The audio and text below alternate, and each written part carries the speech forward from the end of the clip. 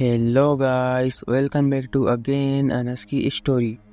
आज फिर हम एक नई कहानी लेकर आपके सामने उपस्थित हैं। दोस्तों, वीडियो को स्टार्ट करने से पहले मैं आप लोगों से एक बात कहना चाहता हूँ। अगर ये वीडियो आप तक पहुँच गई है तो प्लीज़ आप चैनल को सब्सक्राइब करें और मुझे अपना छोटा भाई समझकर सपोर्ट करें, क्योंकि आपके सब्सक्राइब करने से हमें मोटिवेशन मिलता है और वीडियो बनाने में भी अच्छा लगता है। तो प्लीज़ आप लोग मुझे सपोर्ट करें। तो चलिए शुरू करते हैं आज की कहानी, श्राप हॉरर स्टोरी। यह कहानी एक श्रापित औरत की है जिसका आतंक समय के साथ बढ़ता ही जाता है। गांव के बाहर एक पुरानी हवेली थी जहां किसी का जाना मना था। यह कहा जाता था कि वहां एक औरत की आत्मा बसी हुई है जिसे एक भयंकर श्राप मिला है।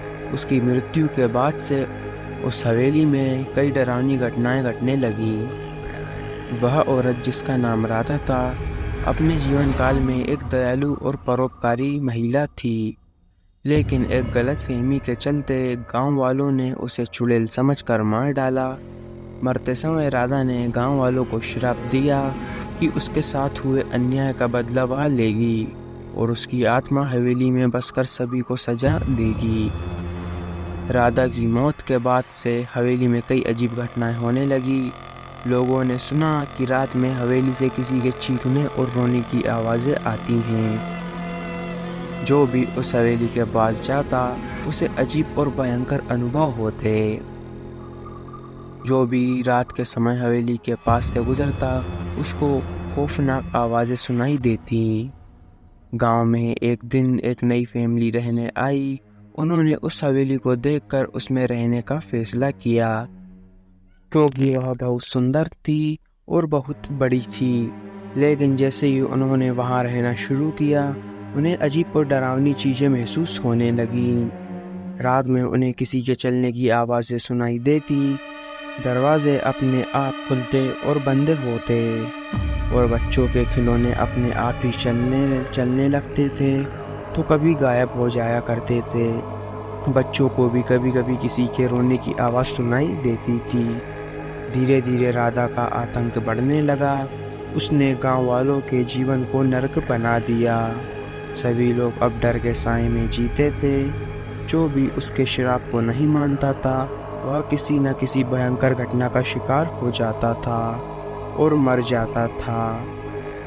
गांव वाले अब राधा से दया की भीख मांगने लगे, लेकिन राधा की आत्मा को शांति नहीं मिली। आखिरकार एक तांत्रिक ने गांव वालों की मदद करने का फैसला किया। उसने हवेली में जाकर राधा की आत्मा को शांत करने के लिए अनुष्ठान किया, लेकिन यह इतना भी आसान नहीं था। राधा की आत्मा बहुत ही ज़्यादा ताकतवर थी और उसने तांत्रिक को कई बार रोकने की कोशिश की, लेकिन तांत्रिक भी शक्तिशाली था। उसने अपनी ताकत और मंत्रों की शक्ति से अंत में राधा की आत्मा को शांत कर दिया और अब उसे मुक्ति मिल गई और वह आज़ाद हो गई। राधा की आत्मा का आतंक खत्म हो चुका था और उस हवेली को ऐसे ही वीरान छोड़ दिया गया। लेकिन आज भी किसी में इतनी हिम्मत नहीं कि वह रात के समय उस हवेली के पास जा सके। वह हवेली आज भी ऐसे ही वीरान और खौफनाक पड़ी है। यह कहानी केवल मनोरंजन के लिए है। इसका उद्देश्य किसी भी धार्मिक या सांस्कृतिक भावनाओं को ठेस पहुंचाना नहीं है। अंत में मिलता हूँ आपको नेक्स्ट वीडियो में किसी नए टॉपिक के साथ। Love you so much Anas की जनता। अगर आप लोगों के पास भी कोई डरावनी हॉरर स्टोरी है तो आप हमें इंस्टाग्राम पर डीएम करें। जय हिंद, जय भारत। अगर आपको वीडियो अच्छी लगी हो तो प्लीज़ वीडियो को लाइक करें और चैनल को भी सब्सक्राइब करके बेल नोटिफिकेशन को ऑल पर प्रेस कर दें। Thanks for your watching.